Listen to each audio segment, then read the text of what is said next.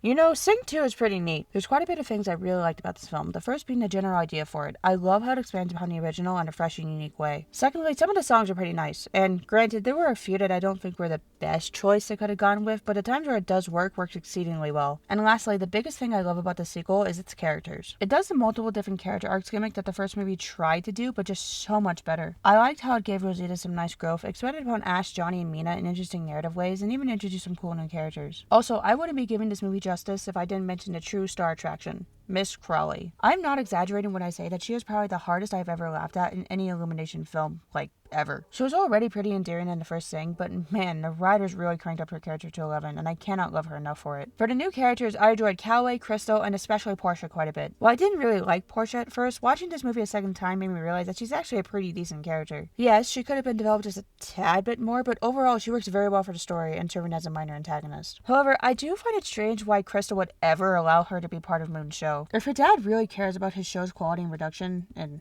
more importantly his image, wouldn't he make sure that Moon's actors can, actually act? I mean, he gives Moon the best of the best costume designers, a professional dance instructor, and a massive hotel room for him and his team, and yet he doesn't lift a finger when it comes to acting talent. And speaking of Moon, I did find his character to be a little odd. Don't get me wrong, his arc is very good. In fact, I'd argue it's better than how it's depicted in the first movie, but it just feels like he's undergoing the exact same problem he faced in the original Sing. In both films, Moon doesn't believe in himself, and throughout the story, he begins to learn self-confidence in his creative abilities, which eventually leads him to be able to comfortably run his show. Seems a little repetitive, doesn't it? But all that aside, I really did like Sing 2. It's an excellent sequel, builds a lot in the existing universe, and does a good job developing original characters and introducing new ones. I'm still not sure if I prefer it over the first Sing, but honestly, if you have an hour of your time to kill, go ahead and revisit the movie. I think you'll be pleasantly surprised.